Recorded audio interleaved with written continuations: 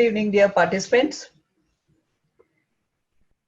Creating an entrepreneurial culture in higher education institutions is the need of the day, which is to be discussed uh, at all times. We have a great panel today with us to discuss on this topic. Entrepreneurship, at its core, is the application of learning in practical setting to solve real-time problems and create values in the process. Replace entrepreneurship with higher education, and it could very well be an apt definition for higher education. Debating if higher education should promote entrepreneurship is debating the above, and so the debate should only be around how higher education can promote entrepreneurship better and not if it should. Higher education should pave a pathway for entrepreneurial endeavors. Entrepreneurship and innovation have gained legitimate traction with higher education, but more or less in a manner independent of one another. Entrepreneurship and innovation are the key drivers of change, economic growth, and job creation. The promotion of these at the level of higher education through experimental and industrial exposure will allow for a dynamic shift to education to a broader and multidisciplinary perspective that will resonate with the industrial practices. As higher education burgeons with innovation and entrepreneurship, an impact of the same will be felt at the local, communal, and national level with regard to the social and economic factors. The strengthening of an entrepreneurial and innovative mindset guarantees the prowess and adequate utilization of our country's human resource. Entrepreneurship and innovations are synonyms with widened horizons. While integrating these skills into the existing disciplines of education, a state utopia will not be far-fetched. The ulterior motive behind the efforts of the entrepreneurs is the upliftment of society through one problem-solving means to another. The increased focus in the applicability of the concept taught at the level of an undergraduate or graduate program through ideation clubs, think tanks, and the implementation of these via incubation centers under the guidance of experienced mentors from the industry is one of the ways to amplify entrepreneurial and innovative culture in higher education. So today, dear participants, we have three great panelists. We have very senior academicians from the SRM University, Dr. Sandeep Sancheti. We have Dr. Anita Gupta. She is from DST. She is advisor and head NSTE DV. And we have Dr. Vishal Talwar, Dean of Faculty of Management, BML Munjal University. So let me just introduce our panelists to you all. Dr. Sandeep Sancheti is the Vice Chancellor, SRM University, former President of AIU, New Delhi. He is known as the institution builder. He holds a PhD degree from Queen's University of Belfast, UK, and after obtaining the BTech from Regional Engineering College, Warangal, now it is known as NIT Warangal, and MSc Engineering from Delhi College of Engineering, now DTU, in 82 and 85 respectively. Prior to his current assignment, he was the president, or you can say the vice chancellor of Manipal University, Jaipur. He had been the director of National Institute of Technology, Delhi, and director NIT K. Surathkal. He has also served as director in charge NIT Trichy, NIT Calicut, School of Planning and Architecture, Delhi, mentor director NIT Goa, NIT Puducherry, and NIT Sikkim. Dr. Sancheti began his professional career at MBM Engineering College, Jodhpur, as the assistant professor in the Department of Electronic and Communication in 84, and then later moved to Malviya Regional Engineering College, Jaipur. Now it is known as MNIT, as associate professor in 90s. So he had been associated at various capacity in the government of India. Also, he was serving government organizations, academic institutions, and headed them as well. His professional roles includes the principal coordinator of QIP, that is a poly program of AICT in 2015, then chairman of NIMCET and All India MC Entrance Test. He was the chairman. Chairman of Central Counseling Board, CCB in 2011, Chairman, Director, Admissions of Students from 2010 to 12, scheme of MHRD under Government India, member of Kakudkar Committee for Review of NITs, and recipient of Commonwealth Scholarship and Fellowship under Combo Plan 1992-95. So he has got so many achievements, so many things which I can continue for a longer time. I think that will not finish. Now, next we move on to the next eminent scientist, Dr. Anita Gupta. Dr. Anita Gupta is a doctorate in engineering from IIT Delhi. She has the experience of over 20 years in managing Government of India led programs and innovation and entrepreneurship. She is currently an advisor and head, National Science and Technology Entrepreneurship Development Board, Ministry of Science and Technology, Government of India. Dr. Anita has played a pioneering role in steering the horizontal and vertical growth of innovation, entrepreneurship, and startup in the country. She has been a lead catalyst in establishing over 100 technology business incubators at institutions of academic excellence, including IITs, IIMs, NITs, and leading private universities. She is also have been instrumental in carving out a new umbrella initiative, Nidhi, under Prime Minister's National Initiative of Startup India. She is deeply involved in transforming the Indian innovation landscape by engaging new models of public-private partnership with leading MNCs. She is driving the key program on Innovation India Innovation Growth Program, Power of Ideas and Innovate for Digital India. At national level, she possesses the enriching blend of experience in promoting not only the startups based on technologies of excellence, but also in empowerment of the society through nurturing micro enterprises based on technologies of relevance. In the ministry, she spearheads a new and exclusive component on women entrepreneur in technology, and few of her recent works are first of its kind initiative of the country. These include setting up of department's first research park at IIT Gandhinagar, seed and acceleration support for startup in incubators, India Innovation Challenge for engineering students. Apart from national outreach, she has contributed immensely in fostering result-oriented international linkages. Recently, she has led many delegations for startups, USA, Russia, and in multiple other countries. So thank you, ma'am, to be with us today. Dr. Vishal Talwar is the first degree in mechanical engineering and a post-graduation in management is a PhD from Manchester Business School, where he was awarded a doctoral scholarship by Shell Oil India, Shell Oil Company. Presently, Dr. Vishal Talwar is the Dean of School of Management and Director of Innovation and Entrepreneurship at BML Munjal University. Prior to joining BMU, he was the head of campus Mumbai, Assistant Dean of SP Jain College, School of Global Management, Dubai, Mumbai, Singapore, and Sydney. Dr. Talwar has spent nearly 12 years in the United Kingdom till he returned to India in 2013 as Dean, JRE School of Management and EduComp Raffles joint venture. When he was in UK, he worked as a faculty in leading universities and business schools such as London School of Economics and the Henley Business School, University of Reading.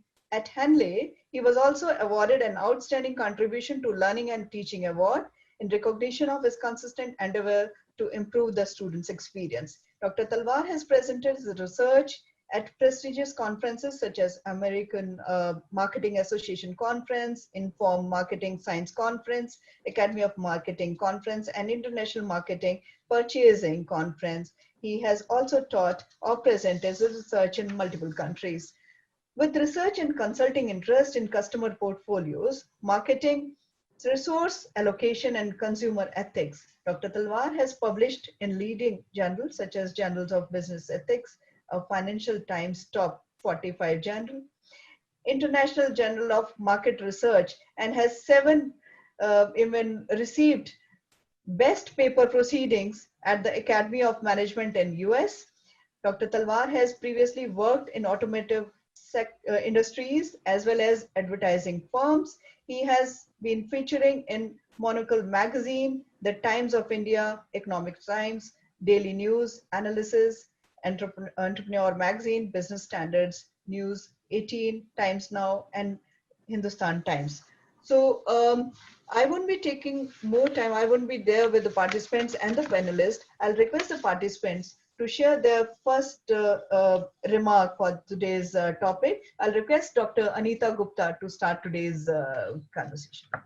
So thank you, Dr. Vandana, and my fellow panelists, Professor Sandeep Sancheti and Professor Vishal, and all the participants who have joined for today's session today.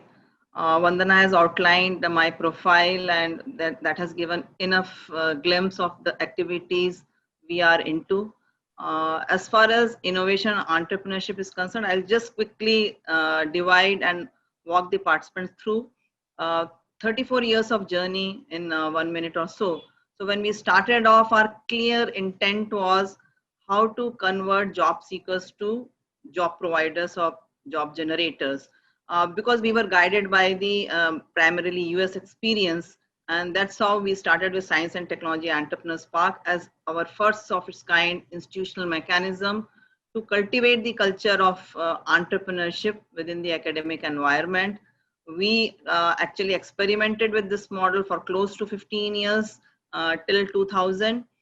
After 2000, when India gained popularity and their talent pool in IT related activities and services was highly recognized, we actually infused these soft services in our programs and re-christened the Science and Technology Entrepreneurs Park as Technology Business Incubator. So DST was the pioneer in propagating this concept in India way back in 2000, almost 20 years back. And there actually the intent was how do we translate, apart from job to be job seekers to job generators, we added another layer, which was how to translate knowledge into wealth creation. And with these two layers, we actually enhanced our speed of supporting these kind of interventions till 2000, another 15 years or so, till 2016. At that time, we had a tally of close to 80 technology business incubators across India, focusing on a variety of domains. Some were generic, some were sector agnostic, because the primary intent was to cultivate the culture of the startups or entrepreneurship within the academic environment. But from 2016, when the PM announces and gives a lot of thrust, significance, and confidence in our young talent pool through the national initiative of Startup India, there's no looking back. Um, After 2016, our speed and scale has enhanced multifold, both in the terms of our budget to such kind of programs, and more so, we have seen almost tenfold increase in the kind of the interest, the project proposals we receive, whereas our approach was purely reactive before 2016. It has become much more participative and proactive on various fronts, and we have seen a lot of interest which is coming up not only from the academic institutions but also from the industry side and various other stakeholders, be it state governments. So we have seen how collectively all the key stakeholders can work together in a for sort of a symphony to create the kind of orchestra which is required to which could be music for all 2 years, whosoever is involved in the driving innovation entrepreneurship. Currently we have 153 incubators driving our most of our activities. We have added the layer of Nidhi program, which addresses the missing links in innovation to market value chain. And these are all these programs are really creating impact and ripples in the entire innovation ecosystem. And we have been joined by more than 6-7 other Government of India departments who have taken this as a key initiative for promoting and nurturing innovation and startups. You call it Department of Defense Production through that IDEX program, NITI Aayog through their Atal Innovation Mission, METI through their TIGHT program, MSME has their incubator program, you name, food processing has their own programs. So mostly chemical, fertilizer, all major oil PSUs have a dedicated fund to support startups. So this has become a really major force nowadays, with all key stakeholders coming on board. And we today is the time to celebrate entrepreneurship, and academic institutions are the first stepping stone for this, and they have a larger role. That much I can say. As we go along, I will be sharing much more finer insights into our domain of activities. So thank you. Okay. May I request you to Yeah. your opening remarks? Sure. Thank you, Dr. Vandana Sohag. Thank you, BML Maljal University, for this opportunity.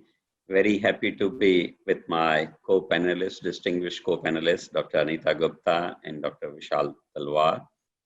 Madam has already set the tone, and you gave the introduction and the brief why we are talking about this important topic of creating entrepreneurial culture in higher education institution. So culture, of course, for me is a very, very big term. It cannot be limited to the world inside the higher education. And I would certainly want that this culture should be there everywhere, present in the society or in the government or in the industrial domain, wherever it can be. The culture is a very, very big term, but somewhere it has to make a beginning. And higher education seems to be the best place to make a beginning. Though Madam Gupta has talked about what government is trying to do. So government's role is like that they facilitate what is needed by the society.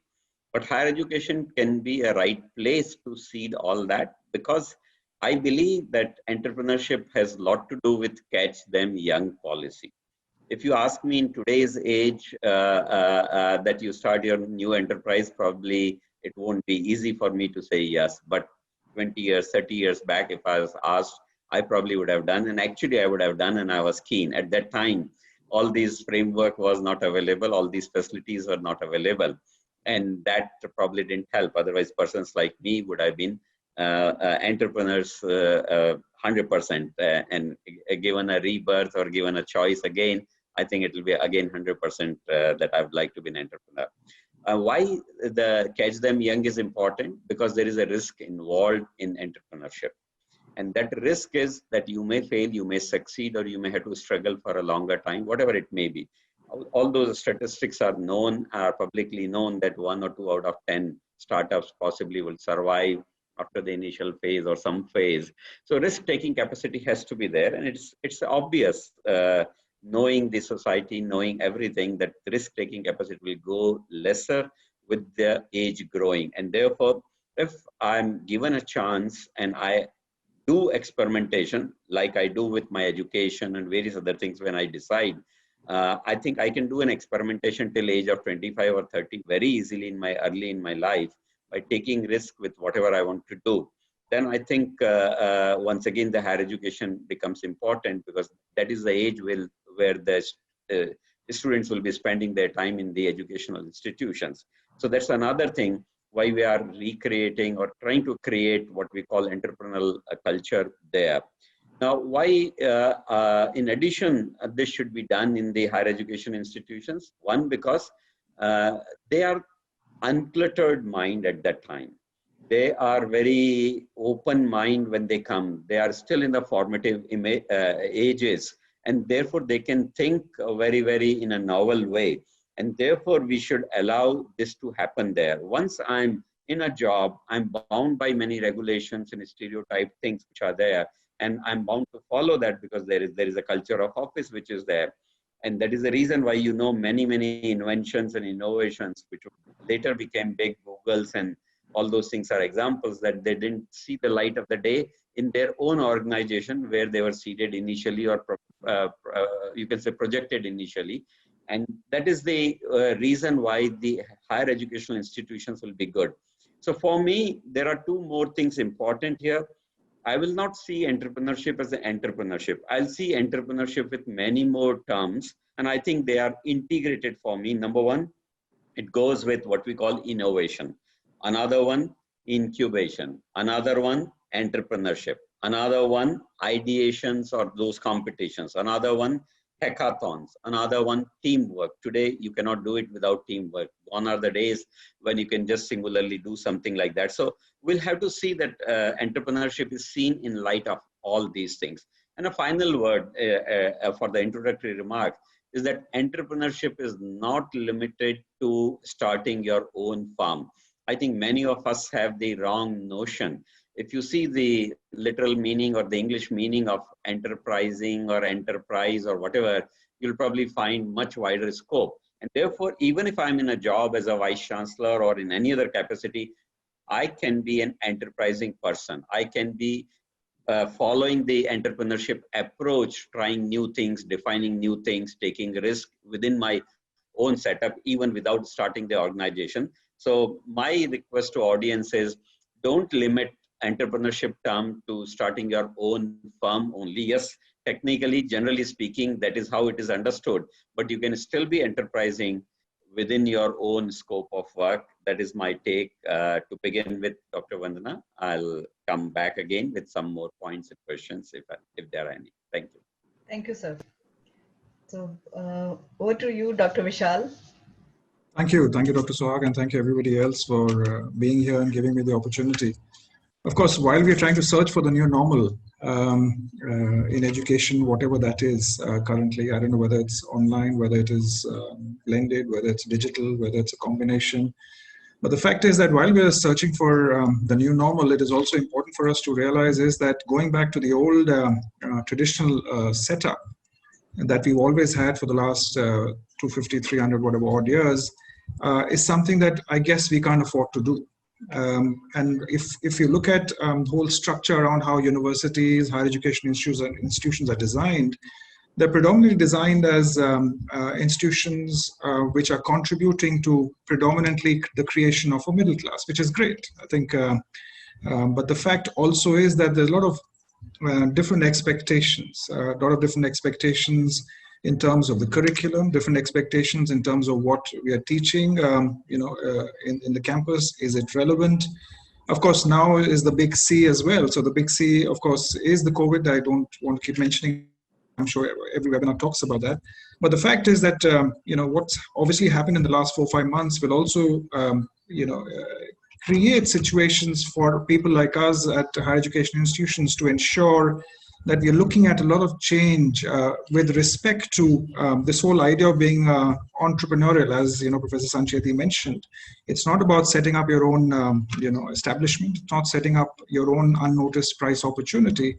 But the fact is that the way things are changing, whether it's automation, whether it's AI, whether it's the exponential change in technologies, or the fact that there's a whole transition in terms of certain dilution of job categories and the creation of other job categories. I think it is also imperative on higher education institutions to move away from this whole concept of being agile, wherein predominantly you exist as being providers of a job or a placement. I think, yes, that may be a phenomenon of, this whole transition from a resource constrained society into maybe a resource excess society. But the fact is that, we as higher educationists have to be able to now look at innovation, entrepreneurship in a slightly more serious manner across the board. I think a lot of institutions may have been maybe in a sense paying lip service, but the fact is that now the time has come for us to be able to engage with this whole concept of being innovative, being entrepreneurial, being more design thinking orientated in a more serious manner. Right. So maybe when we have further conversations going forward, we could further talk about the various things that, we as institutions could possibly do. Thank you. Thank you, Dr. Vishal. So it is very clear from the opening remarks that the increased focus in the applicability of the concepts taught at the level of undergraduate and graduate programs through ideation camp, think tanks, and implementation, etc. The need of the hour is to provide the youth with adequate means of to channelize its energy and ideate solutions. So now we'll have some open kind of conversation with a panelist for the benefit of the participants. So to start with, how can the higher education de-risk pursuing entrepreneurship as a career? How do you train students for contingency planning? After all, there are risks involved in starting an entrepreneurial venture. Not every startup succeeds, we all know. What steps should be taken by the budding entrepreneurs to have, whether they should have the plan B ready, and what should be the salient ingredients for plan B? So I'll just leave this question open to the panel here. Okay, can I say something if you permit me? Is it all right? Yes, sir. Yes, yeah. Please go ahead. Yeah. Okay. I think the question is about a little bit about risk, and that is the point which I touched in my initial remark. And I think risk is an integral part of life. It should be recognized. It should be taken. It should be calculated. As you have said in your question, Dr. Sohag, there should be a plan B and plan C. It's not necessary that all the plans are generally given by the student or the entrepreneur himself or herself. It can be given by any third party. The venture capitalists are there. They can give some plan. When you generate a new idea, you do patent, and there are people who are ready to commercialize the patents directly by buying your initial idea and working together with you. They can help you with plan B. Institutions like ours can say, okay, we give you 2 years and you be with us after your graduation or during your graduation. And suppose you succeed, you will move out and you do whatever you want outside. But if you don't succeed, we will still provide you a placement opportunity. That can be another plan B. Therefore, there are many things which can be plan B, C, D, whatever it may be. One has to logically take a sequence of those plans depending on what entrepreneurial effort is being put in. So my response to this, that how do we de-risk all this for the benefit of our would-be entrepreneurs, will be, we should commit full support. We should not have hands-off approach saying, hey, I don't know, you do whatever you want to do if you want to do. No, I think that should not be the approach of the institution. I just give you an example that one of the very top-notch CTO of the country ended up taking 4 of our students for an intern in the summer, and he got so excited with them that he wanted full year. Now he wanted full year to be done as a 4th year as an internship, and we had difficulty because of our rules. And I must have spent something like 6-7 hours discussing with that CTO on phone for 1 week full continuously. In the evening we'll discuss. And he was very keen that it should be done in a place where he's located. And I was very keen on a place where we are delivering the education. And finally, we found an answer. I think even that is an entrepreneurial effort that we are trying to accommodate what is the need of the industry or whatever it is. So I would say it was a full support is what, number one, I would like to give. Number two, once the idea is there, I'd like to get it patented for them so that there is some initial assurance and security is there. With that security, they can sell the patent, they can commercialize the patent, or maybe they'll reap the benefits a little later. The third thing I have already said, I will give them an early start. If I have known that in first year itself the student is ready, I'll give him a start in first year. If it is second year, third year, fourth year, I think the risk will be lesser the more the time they get to experiment while they are in institution. The risk will become lesser. And then, of course, we can possibly say that during this time, we should make sure that we give them adequate physical support, which may be the support in terms of the manpower. Manpower may be students themselves who will easily queue up for working for a given project because there's a lot of learning. If you know the trends of the placements today, you'll probably find a lot of wise and intelligent and well-performing students are going for startup jobs because they know that their learning will become much better. So imagine a student working for 2 years on his or her own entrepreneurial effort. He will know about finance, he'll know about marketing, he or she will know about you can say the research and development. They'll also know about the technology, they'll know about production, they'll know about various other aspects which are there. This kind of experience no one can get in 1 or 2 years of their life. And I think, so the person who gets into the, you can say the aspect of entrepreneurship or entrepreneurial activity probably has a much better learning curve in these ages, and therefore risk would automatically become less, provided the effort is serious, provided it doesn't go to their head. It sometimes happens that you kind of find something very unique and very easily people will pump you up saying, oh, hey, you are going to be a big man now and you're a big guy. And that's when the fall happens. I think that should not be there. That's another risk which probably done. So these are some of the aspects which I would say which will help. And of course, one main help which we need to provide, which I have felt and I've seen, the venture capitalists will generally tend to give them money.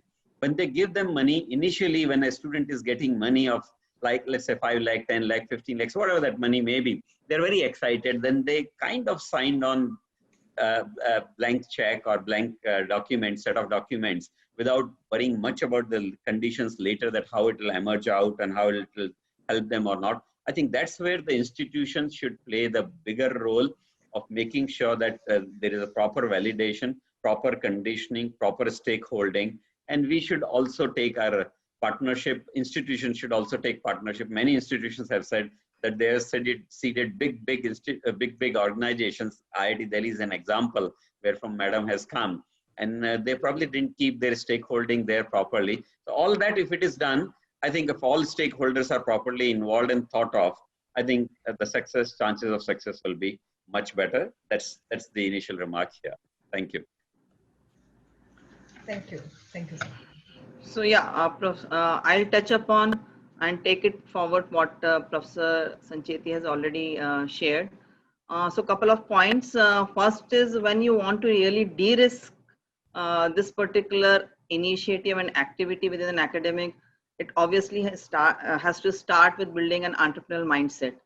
So that, and we call it that what Professor Sancheti has also shared, that we have to, it doesn't mean that you have to register a startup or have a startup in place. Having that sort of a mindset, which is a clear missing piece in our education system and in more so in our society, because risk, we are predominantly risk averse society. So if we, even our parents, you talk of anyone, student tells them and shares with their parents that he or she wants to have a startup, an idea to translate in a startup. I see initial, there is a lot of reluctance and they don't really come forward in supporting. That was more so before 2016, and ever since new role models have been created, that is slowly actually fading, and families also getting supported. So society has to be conditioned. First and foremost, if we are targeting the academic institution as our first pillar of seeding the innovation entrepreneurship activity, it has to completely transform the education landscape. So starting the focus on having design thinking, creativity, and problem solving should be inculcated through the curriculum. All students should be made to be observant of the real life problems. Until unless you should not be confined to bookish knowledge, you have to look around, be observant, try to how as a team they can attempt to solve any problem. And I think e-cells in many institutions are providing that kind of initial exposure. Also there are B-plan competition, innovation challenges. So these are the initial tools and wherewithal where you can really seed you can say initial seeds of how an innovation, what is innovation all about. And another what we have seen which really does wonders than reading or sharing the success story is inviting entrepreneurs to directly interact with the students, because these people are the ones who have been there, done that. And if the story comes from the heart, from their own mouth, how the journey has been, nothing can be more inspiring and motivating than this kind of sessions where you get really, and that is sometimes a very defining moment for many of the entrepreneurs which have spoken to. How did they switch over? When did they think of making startup as their career choice rather than looking for a typical you can placement? So these are some of the initiatives which could be, you can say, game changer to de-risk the kind of, the challenges which innovation and entrepreneurship as a whole pose. And that's what it is not, although it may be very challenging, but it's rewarding at the end. So these are initial ones, and later on how industry is actually engaged with the academic community, because idea needs to be tested. So all those factors have to be really imbibed in the innovation culture within the academic institute. and institute, rather than relying on government support, which may come at later date, they should start having investing in these startups. I see many startups without any formal support are operating from the hostels.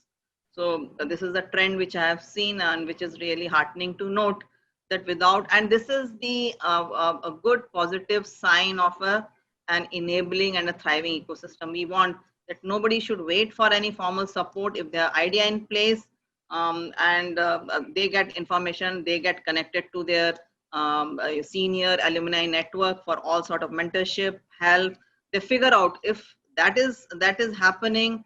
These are enough visible signs that we are proceeding in the right direction, because government is only providing catalytic support, and we don't have wherewithal to serve each and every student, every institutions, but we have to really ignite the spark, and that spark has to be really ignited, taking cognizance of the fact that entrepreneurship, when it's a journey, it is a marathon and not a sprint.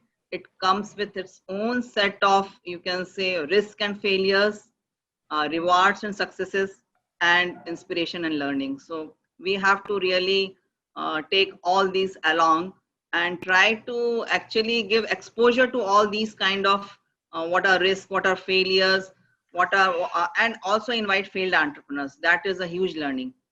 Failed entrepreneurs, serial entrepreneurs, how they pivoted, and COVID has given enough time, like everyone is undergoing the trying and turbulent times, but that has not dampened the spirit of the people who are like entrepreneurs or innovators by nature. They figure out opportunity in every challenges, and that is the real DNA and the spirit of any entrepreneur who wants to succeed, given any sort of time. It could be a good time, it could be a bad time, how to navigate the turbulent times and emerge as a winner. So these are the ways to really mitigate the risk which is perceived at one end, and thereafter, see, government has enough programs, funding collectively to offer, but the kind of mindset, the conditioning, the ecosystem has to be created in first place. Rest everything is coming and definitely will fall in place. Thank you. Thank you. Thank you. The current job seeking mindset may be one of the various barriers that need to be moved past in order to promote entrepreneurship among the youth. Beside this, numerous other challenges persist. How can these challenges be overcome? Sometimes, the family support plays an important role in the success of the venture. What are your views about it? Sorry, I missed. Can you repeat the last one, last sentence? So that is the current job seeking mindset may be one of the various or the multiple barriers that need to be moved past in order to promote entrepreneurship, because we generally say that. Yeah, I'll take it from here only. Yeah. Yes. So I think couple of institutes which are progressive ones have really taken cognizance of this fact, and they have altered their placement policy.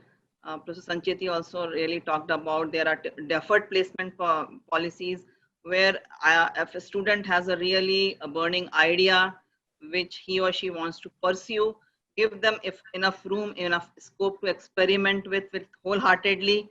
And if at the end of the day the idea doesn't succeed, doesn't matter, because there will be a lot of learnings to take across, and they can be allowed to sit in the placement. So this many state government have actually now very proactive and pro innovation entrepreneurship policies in place. As I am told, more than 24 states have come up with such kind of conducive policies, which not only enable students but also enable faculty to engage with the students who have that kind of inclination.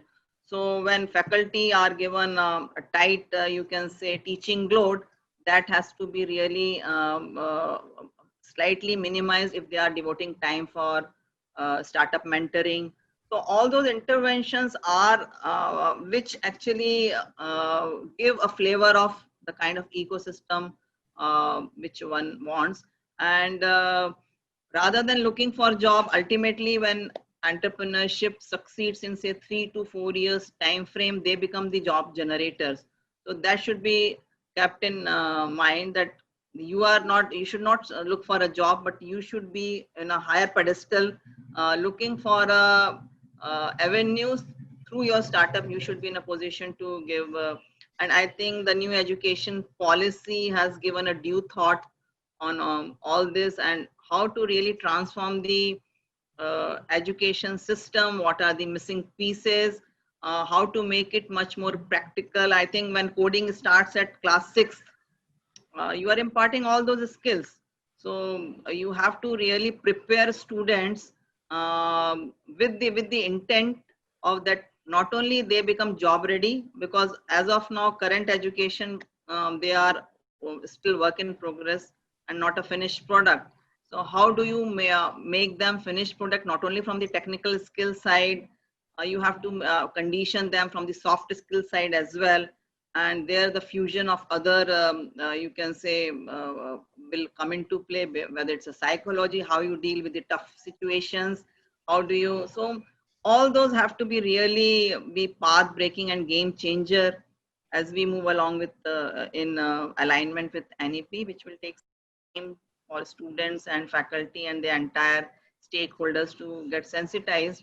But it is on the right intent, and it will reduce the burden on both from the job market perspective, as well as prepare them to be highly adaptive, highly innovative, highly like oriented towards problem solving, and have a team spirit in place. So all those facets of which may be required going forward and make each and everyone to be responsive and as well as successful. So that's my take. Yeah. So I personally believe that the family aspect is something very, very important. Depending upon which background I come from, there was a mention by Dr. Talwar about middle class. So maybe the affordability is something can be very important. Sometimes a particular graduate may not have adequate patience to become successful. In that case, there can be a little clash between what he's attempting or doing. Sometimes the risk-taking capacity, I call it fear of failure, may be very, very high. And once again, that plays a role because the family will not agree to that. And therefore, family also has a role. And sometimes when you're funding your own thing and you want to keep the stakes adequate, you need to pitch in with some money from your side. That has to come from family or friends who are close by you. So I think in that sense, family also is something very important, or rather you can say your background is very important. Like higher education is very important. Your family background is also very important in taking you in that particular direction. That's take on family. Yeah, Dr. Vandana, may I add on in this regard? Yes, only? ma'am, please. Just to mitigate the from reluctance and acceptance from the family side, our data reveals that most of our new age startups are coming from tier 2, tier 3 kind of city, which are some are really from the humble like farmer background. And given the reach of our government programs, we find there are many more beneficiaries. This is a good sign for us. And with regards to, I must say, I was just going through a video yesterday. It was shared in WhatsApp, and there's a girl from Panipat who is only class 9th student. And when she was attending at the clinics of her father, she came across that many patients are actually suffering accidents in two-wheelers. And immediately what struck to her mind is, how can she come out with a safer solutions, which is not two-wheeler, but a four-wheeler kind of thing at the same cost of a two-wheeler. So in terms of, it should be affordable, it should be safe. With that intent, she created, and she used Hero motorcycle engine and used the parts of Maruti, and she has made a two-wheeler, four-wheeler car. So that's how, see, our students and parents supported them. And but there are some of the other kind of who are only solely looking for a job to support their family, and startups will take 2-3 years because they are in the pre-revenue stage. A couple of years, they really rely on other sources. It's some are fortunate enough, they get bootstrapping through support from family and friends. Yesterday, when this foundation laying of Ram Mandir happened, PM wore a mask, which was by a startup in IIT Kanpur, getting incubated at Kanpur, and it is manufactured in IIT Kanpur premises. So when I just figured out the details, I came to know that particular founder is from a very humble background, from Maharashtra, from a farmer community, didn't have wherewithal, but he was sharp in the technical skills. He created that electronic spinning machine, and through that nanotechnology, the mask was prepared and other stuff was also getting prepared. And who gave them the funding, initial funding? It was by his professor.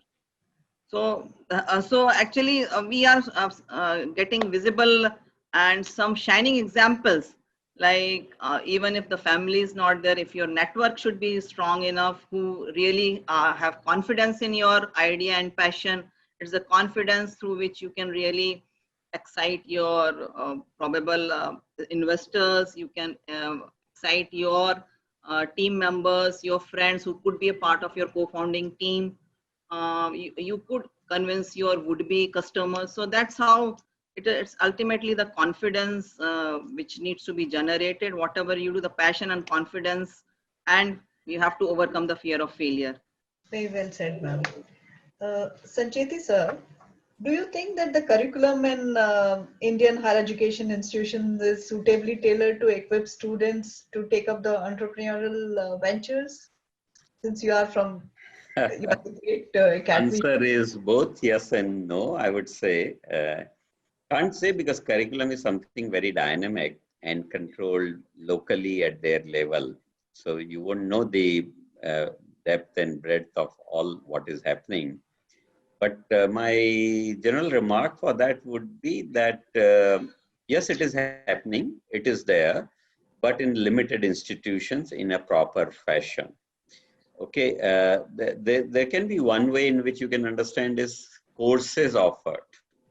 The other way is the way we said the entrepreneurship as a route for final year project or dissertations or seminar or training, even that can be. So those routes are varying from institution to institution. I would say that it's not so widespread at the institutional level. However, some students are innovative and they will find a way to get into this through some help. DST's help or DBT's help or government's help or AICT will do something or someone will do something. So institutions possibly are not adequately geared up right now, in my opinion. That is one thing. Good institutions apart, for example, we give around 25 odd courses in entrepreneurship. There was a time when I used to think entrepreneurship cannot be taught, it has to be only be undertaken. But today I believe that even it can be taught in certain way. Therefore, we teach around 25 courses to different streams in a different way. So teaching courses is one aspect. The second thing would be the innovation support system. The real seed for entrepreneurship is new idea innovation support system, that you can translate your idea into reality, you can demonstrate its feasibility, various things. So if that is there, I would say that institution is ready or institution is able to do what is required in terms of equipping students. The other thing would be, of course, are now well known because of the Atal Incubation Mission. I will call them as open lab, or I will call them as design thinking labs, as we were discussing. I can probably call them as tinkering labs, which are there. And they all develop the culture, innovation to break, make, and try and attempt. And accidentally, sometimes you discover something, and sometimes by design, you discover something. And then, of course, to support all those things, for example, we have a Next Tech lab in SRM here right now. The membership is limited to around 180 students only.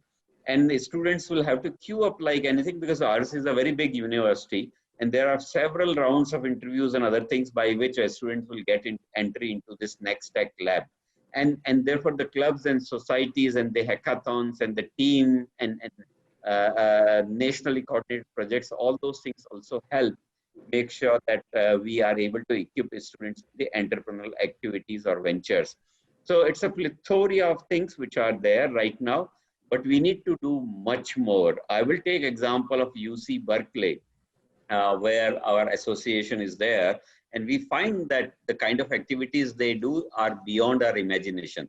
The kind of promotion they do is beyond our imagination. The kind of things they push in terms of validating certain things are also great. I think those kind of things will have to be taken up by us also. I'm not saying UC Berkeley is the only one. There must be another 100 of other such top institutions in the world. But in India, many of us need to do much more to promote. Thank you, madam. Thank you, sir. Dr. Anita, you had touched upon the new education policy 2020 in your response now. Can you just tell us something about the need for higher education institutions, the highlights of NE 2020 to also produce job providers? What steps should the institutions take to follow their advices? What type of advices are given in NEP? Very candidly and frankly speaking, I have not gone through. I have only seen the key salient features which have been shared. So what I could, the essence is to really build a education which is geared towards creating a knowledge-driven society. So that's a highlight and hallmark of that thing. And how do we do it? Obviously, catching them young at school level. So you have to have the school is being actually the learning. It is more now focused on assessment, the learning outcomes, and how do we really integrate with the changing demands which the country may have, the economy may have. So all those aspects. So I think more focus is also given to be a game changer in terms of the school education, which becomes a foundation for anyone's education. So the 5 plus, instead of 10 plus 2, it is now 5 plus 3 plus 3 plus 2. So all those aspects are really, but it will be worthwhile to see how really our system adapts to it. But the intent is really clear, and there's a more focus on imparting vocational courses to students as they move forward in the education ladder. So that's also 3. And then exposing them to variety of situations when you are actually student mind start tinkering. So that is also really, because in the previous, although there are tinkering labs present through Atal Innovation Mission in variety of schools with 3D printers and all those things, and even a couple of institutions where Professor Sancheti has also shared, like intent is to jod tod phod. So you are given, say, a mobile phone, you just break it, take what are the parts and try to figure out how it is made. So this is the basic point of how a product is being made. What does it constitute? What components are there? What can be done to change and alter the components, which imparts them a better, you can usability, or you can say better features.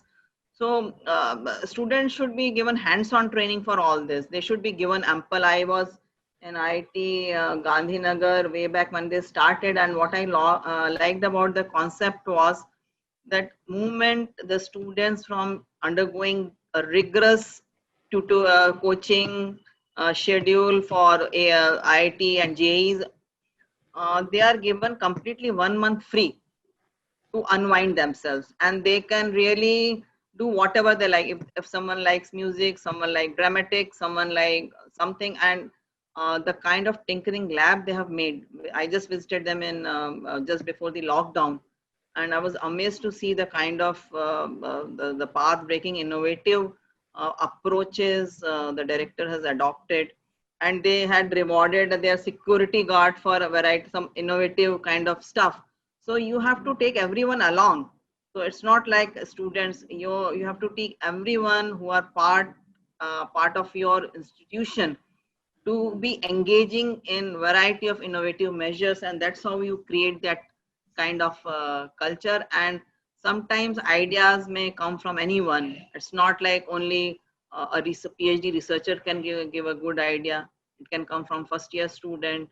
Only thing is you have to create that kind of environment. One student feels really free to share without having the fear of, if the idea is rejected, what will happen? Will it be made fun? He or she will be made fun of.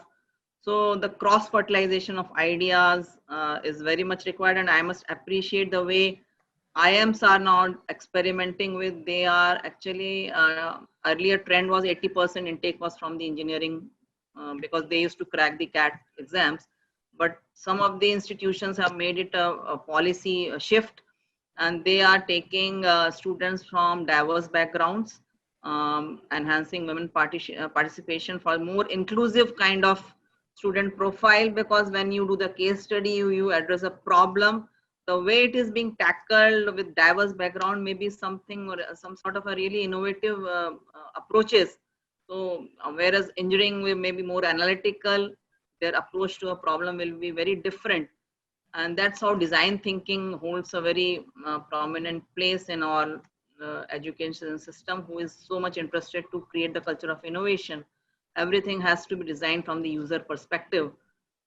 So all those aspects have to really woven in, and then various dots needs to be connected to give a good picture of how would the innovation and entrepreneurship would look like in again any given environment.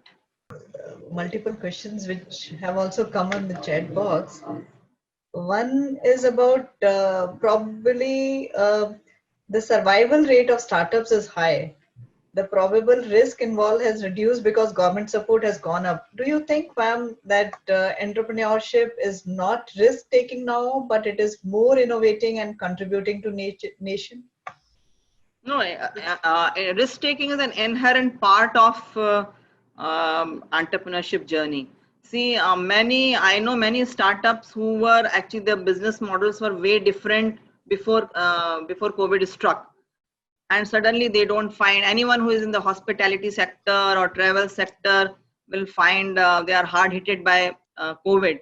So one has to really, even like someone was in the, say, clothing sector, these do not form a part of essential services as of now. So how to figure out how to pivot at this time? Risk will always be there, but you should be smart enough to figure out a way out how to really pivot. I must share, there was one company, Noka Robotics of IIT Kanpur, who was into solar panel cleaning of through robots. They set up their shop in Pune region, and all lost, all orders were lost, nothing, no manufacturing was happening, and within no time they have to really think over. And thanks to the strong IIT Kanpur alumni network, they reached out, they figured out, they through open source they came out with ventilator design, and everything has we have seen how the power of collaboration has worked in this difficult time.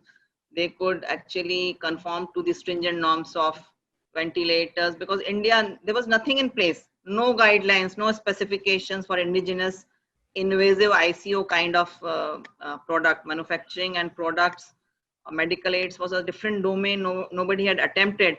And within 3-4 months of span of time, this has found a market. They have entered into, they got clearance from HLL.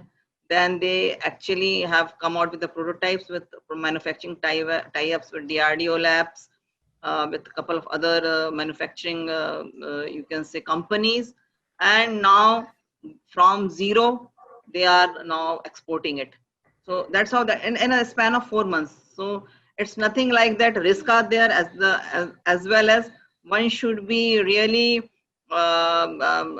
you can say, mentally prepared about whatever the plans may be there, but you have to really tailor your plans to the current market needs.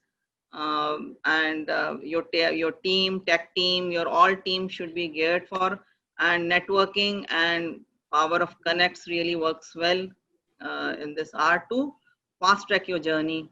Very well answered, ma'am. Sancheti sir, there is a question which is also coming up is related to this. Now, do you think that entrepreneurship necessarily require a STEM background, or the students from humanities can also take the plunge to enter into entrepreneurial? No, I don't think so. Entrepreneurship is limited to any domain. And even if someone has a study of that kind, to say that, it may be an accidental thing.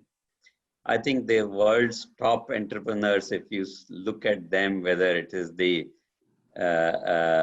Bill Gates or Steve Jobs or even Mukesh Ambani, I don't think so. Anyone bothered about any background, forget about a STEM background. So I would not relate it to the background. The attributes required for entrepreneurship are entirely different. Technologies can be bought and can be developed. So would be the other aspects of this.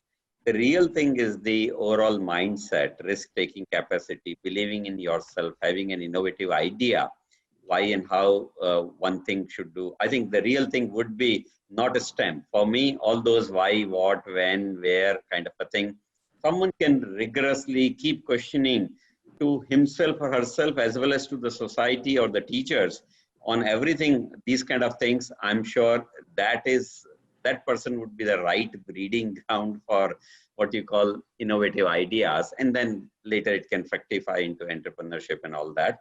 So STEM is not. And just to give you an example, if today I was a teacher of history, let us say I have no background, I'll still think of a concept of time machine to teach history to my students. If suppose I was a teacher of history, of course I'm from technology, so I know time machine concept a little better. But had it come to me as a teacher of history, I would have immediately embarked on that, saying that, can I go back in time? Can I teach my history students history in a very nicer way, creating the scenes of war, creating the scenes of Darbar, creating the old temples which are there and destroyed. I think history can be wonderful. So that cannot be done by purely a technologies that I'll create something like that. So I think it's an open field. Everyone should take a plunge. Nothing is proprietary of anyone in this world. Let me tell you, I may be sitting in a vice chancellor's position, but my students will be much better than me in entrepreneurship, and vice versa can also be true. And therefore, let's not limit it to the confines of any domain, be it STEM also. Do you think, because generally we say that entrepreneurs should be resilient, do you see some kind of courses should be embedded in the curriculum to make them more resilient, more students? It's difficult to say what kind of courses which will be important to make them resilient, but as you know that it requires a larger domain of things, and things not only taught as a course. As I said, I was averse to the courses to begin with. I would say that I will allow them to identify if they would like to take a plunge in this swimming pool of what you call entrepreneurship at some stage. And after that, I'll prepare them. Maybe in their last year, beginning, they will kind of validate their idea, will make the team making, will give them the space, will give them the mentor or guide or whatever may be, and then give them 6 to 8 months fully to work on that. Why? Because many other students can join, many other teams can join, many other things can be easily available for them to test and design and do whatever. Therefore, that is the thing which I'll deliver them rather than the courses, I will say. Courses can be, as I said in the beginning, I need to know a little bit about marketing. I need to know a little bit about finances, about production. Suppose my idea works very well, and now I'm getting orders and I've taken 20 big orders and I'm unable to produce that. And then I'm in trouble. The idea is sold. My performance has been proven to be poor because I'm unable to produce.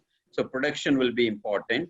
And then continuous R&D. No one is satisfied today with one product which I have developed and for ages I'll keep selling that. No. If I've done something today, I think within a year I should, I'm just taking time as an example here. I need to develop the next version 2.0 or whatever you can possibly say in terms of service, whatever it may be. And therefore, nothing can be taught. If it was easy to be taught, I think many entrepreneurs would have come from India because India is good in teaching. I think we have to let them be loose from what you call the teaching or the learning dimensions which are confined to classrooms. If we do that, I think they'll be better off. So certainly no prescription. Prescription should be written by the students themselves. And fortunately, you're talking about NEP. NEP is going to be student-centric. It's going to be education 4.0. They will go slow, they will go fast, they will choose whatever they want to do. And in between, if they want to take 2 years off to try their start their enterprise, they will do. And in between, they will leave. All those things are possible. So no prescription in terms of what needs to be done as far as promotion of entrepreneurship is concerned. Thank you. Thank you, sir. Though we are running out of time, I would like to take one question with Dr. Anita, because there are many participants, viewers who are waiting for some inputs from her side. Uh, does the government have any plans that facilitate setting up new ventures? How can higher education institutions help budding entrepreneurs to access the support being provided by the government agencies? Now, particularly the new science technology innovation policy, which is under discussion and likely to come out next year. Can you just throw some light on that policy, ma'am? How it is going to be more Yeah, impactful so on? actually, I must say we have to be in sync with the new education policy also. Our last policy was in 2012, and we are bringing this new policies here after a gap of 8 years. Many things have changed after that. So, as I have shared, our response has been we were reactive, has shifted to be more participative and proactive. So, we are reaching out to many institutions to sensitize them the need, why there's a greater need to infuse and inculcate the culture of entrepreneurship within the higher education system at large. And as you know, AICT, MHRD came with the Institute Innovation Councils, IICs, and today 1500 institutions are part of it. That is precisely to create that culture of but they don't give any funding, direct funding to any innovators. When it comes to funding, we through our Nidhi program, which stands for National Initiative for Developing and Harnessing Innovations, what we have done is like any student, anyone, any person, maybe student or working professional or has some idea, and the idea needs to be translated into a prototype, a working prototype. Where does the funding come from, especially when it's he or she being a first generation entrepreneur or innovator? And there we give them a funding up to 10 lakhs. Currently 31 incubators have that. We have actually named this as a Prayas program. It also stands for an acronym, but Prayas itself is a attempt, a koshish. And then all those centers are known as Prayas Shalas, and whosoever is the beneficiary is known as Prayasi. And we have supported close to 400 in a 3 years time span, and the success are really heartening to note. 75% have actually translated into startups. There are 150 plus patents have been filed. And just to share about how a classroom project came out, turned out to be a successful, you can say, product and an entrepreneur. This was through MIT Pune students who actually seeing a problem of Indian sanitation, where we use Indian toilets and elderly find a lot of problem through knees bending, and it is very stressful. So they came out of a redesigning of Indian toilets with a raised kind of a design. And this they have their startup. They got this funding in 2016-18. They registered their startup. They were awarded by our PM, and also they were recognized by UN Secretary General for during World Sanitation Day. And the startup, the product is Squat Ease. It's available online, and this was used in Kumbh Mela last year. It comes at a price point of $9.99, and the student-driven startup has now clocked revenue of more than 1 crore. That was last year. I don't have the latest statistics. So that's how you visualize a problem, attempt to convert that idea into a prototype, make it a minimum viable product, get it tested, get it funded, and then the proof of pudding is it was installed, and now many governments are, municipal corporation are using it. So that's how you create value addition in the existing products and make a business case out of it. And we have variety of programs. Any student who is really hesitant to join take a plunge in entrepreneurship, we have a monthly fellowship program, EIR, Entrepreneur Residence Program, currently on with 11 of our incubators. They can work on any ideate, work on any idea for about years time frame, and then be confident at the end of the day that whatever. So this really sort of mitigates the total family who may be not initially supportive of their idea, and therefore we are addressing this problem through EIR. We give you a fellowship, a very modest fellowship, and we will be enhancing the numbers multifold in the coming years because the placement scenario has actually changed because of COVID. Students may be finding really tough and companies may be finding it tough to honor their placement commitments. So we will be enhancing it, and we may be also depending upon if the student happens to be well qualified in terms of PhD postdocs, we will enhance that particular fellowship also amount. We have acceleration program where any startup who has undergone support or incubation, say 3-4 years of journey, but still struggling to scale up, still figuring out how to raise investment, we give them cohort-based program, and you can say deep engagement with mentors. Cohort is only 10-15, and a focus mentoring. And at the end of the day, our goal is to make them investment ready.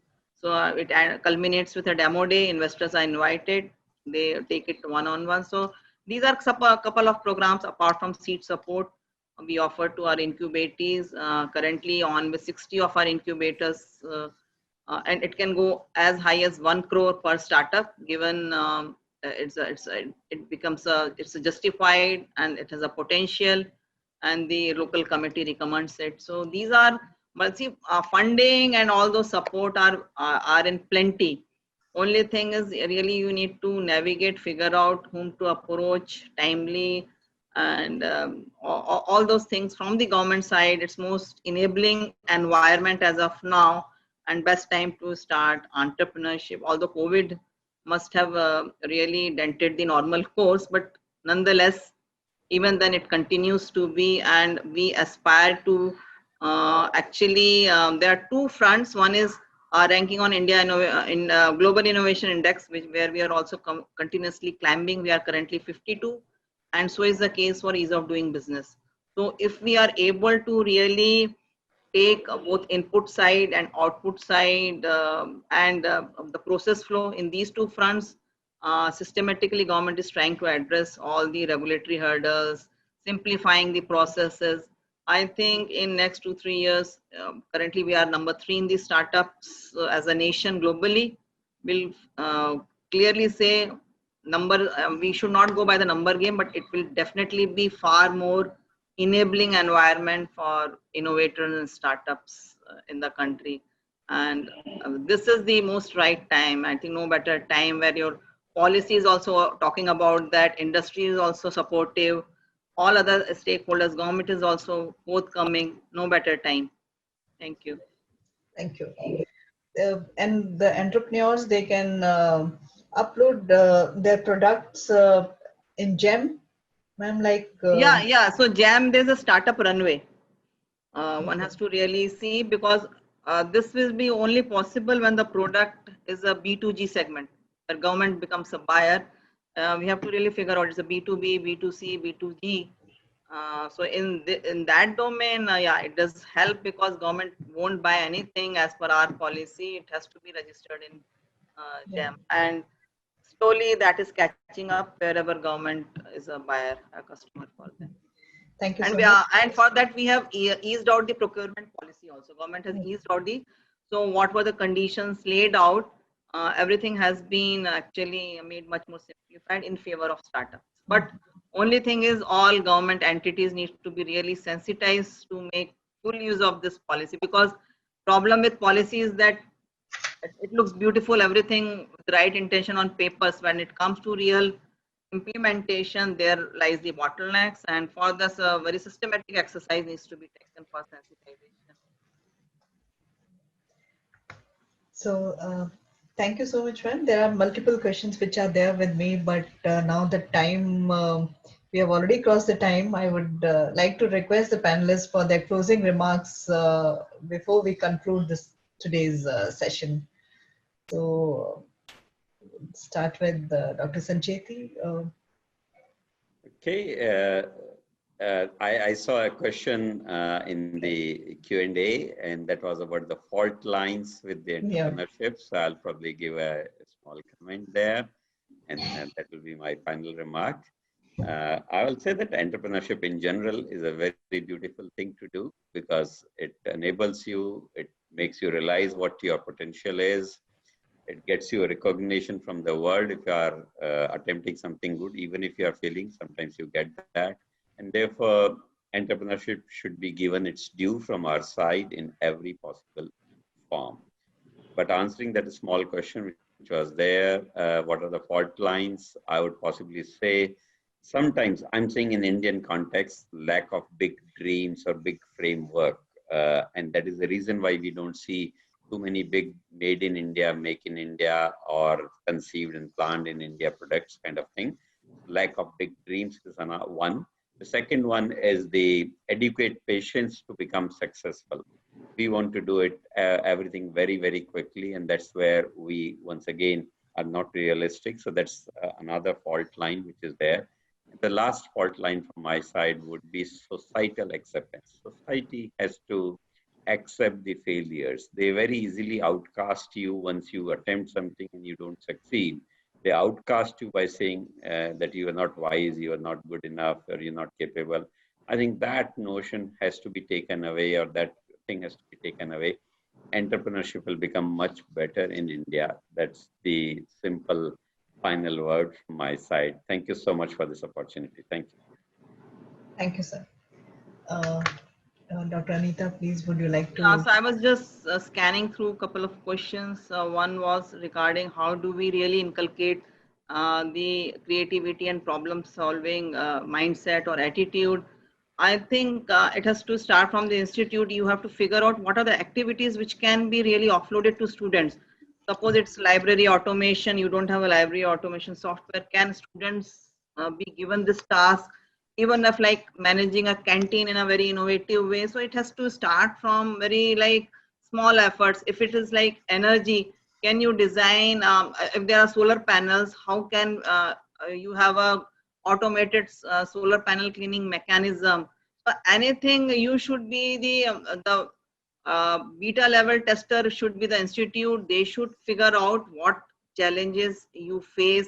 Even like if you want to develop any software for attendance, anything, give students an opportunity, figure out what challenges institution faces, and these are the small steps for building that culture of innovation. And small product, any product you may be using, can you really do the reverse engineering part? So until unless you break open, figure out what makes it work, what doesn't make it work. So these are the ones which are the innovative approaches to build, figure out challenge, reach out to nearby industries, what kind of problems they are facing, and come back and pose this kind of challenges to students. So I think it will be a learning with fun. So learning has to be, it has to be knowledge imparting has to be converted into real fun, like learning when really students enjoy learning. And this could be really a good way of inculcating both the problem solving, the creativity, the ideation. And once you do that slowly, entrepreneurship will take roots wherever you go. So all institution, organization, government needs to be entrepreneur. We have to, so that particular starts with the mindset and look around. You have to be really observant. You have to propose the real life situation. So my concluding remarks will be, see, don't have the notion that entrepreneurs are only born. They can be nurtured. That's why we have a place. That's why we are there. So that's the first thing. Look for new role models. So institute needs to create role models of themselves. Bring out your successful alumni who could talk to and who could give back to your students. So figure out and have a data bank of such kind of role models. In any way, start with your own alumni, reach out to your immediate, you can say, location, wherever you are, and bring those heroes, create new age heroes for them. Nothing can be more inspiring than this. And thirdly, when it comes to real translating the journey, don't have a risk of failure. You know, Edison also had a 1,000 attempt to come out with a lamp. So nothing should stop. So all this, and institutions should actually create these sparks, these stories, which could really be you can say provide the kind of interventions we are seeking, and small steps will lead to, you can say, a larger fire of innovation. So these sparks needs to be really triggered and given the right set of temperature to ignite. So ignition and inspiration is entire responsibility of the institution and all other stakeholders. Rest, I think government will take care, will be a key facilitator for next 2-3 years. After that, it's only survival of the fittest. How do you do? Government can only be initial facilitator and catalytic support. So everyone's role has to be really figured out and tailored accordingly. Yeah. And I'm sure some system for who all have survived, like how many entrepreneurs have survived that data, and something also would be available, some metrics or some. Yeah, so even smart entrepreneurs become serial entrepreneurs. They leave this thing, they figure out new opportunity. And so, but this serial entrepreneurship is not much seen in India. It is much more seen. And there's a trend of like, how do we define the success of a startup? Should they be unicorn? Now I see unicorn should not be. I have a study of all the top startups. They are still struggling. They were only, actually they could pull through based on the kind of funding and valuation they had. And for India with a new agenda of being Atmanirbhar India, we have whole lot of opportunities to figure out, and profitability should be the key metrics of judging your success, not the valuation part and all those stuff. This may matter, but not in the Indian context to that extent.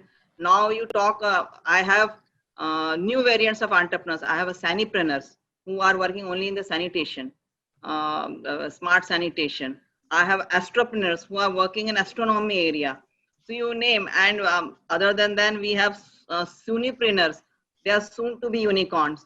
So you name, it is changing, and we have to really class of entrepreneurs in every domain, every field, and we should have a good fusion of other like arts with science, arts, other aspects, whosoever is a complementary, because each one can really land, you can say, good flavors in offering variety of products and services. Each one has a role, be it a communication person, be it a arts person. They will all bring different perspective to entrepreneurs at various given point of times.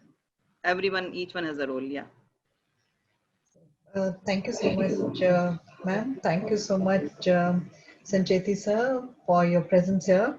In fact, the deliberations and the discussion says that this is a never-ending thing. We can continue for a longer time, maybe on and on. We need another session, another time to discuss and to deliberate on this particular issue.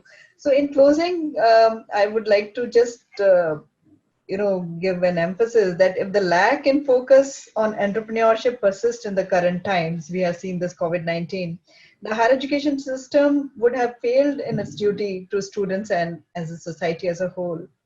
So the great Indian demographic dividend and gets talked about so much would work in India's favor only if we get this enormous young population a job creation, hence become crucial. And if the higher education is just creating job seekers, we are at the risk of losing this opportunity. So with this, I would like to thank the panel for their valuable inputs. And I thank all those viewers, the participants, participants and the viewers who have connected us through LinkedIn and other social media as well. So thank you so much to be with BML Munjal University. I'm very happy to host you today here in our university's panel, and we look forward for such opportunities in future as well.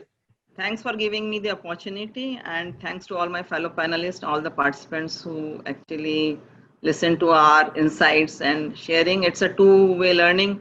That's the sad part of this kind of, because we do get some chats, but we are not able to cross learn from because learning is also always two-way. It's not one way. Thank you. Thank you, Dr. Gupta, Dr. Talwar, Professor Suhag, and BML University, Manjal University for this opportunity. Great deal of learning here. Thank you for this opportunity again. Thank you very much to both Dr. Gupta as well as Professor Sancheti and Dr. Suhag as well. My apologies, I had to attend to an emerging situation in the middle, but very glad to listen to your views on this matter, and hopefully we'll get a chance to connect again. Thank you. Thank you. Thank you. Thank you. Thank you. Thank you.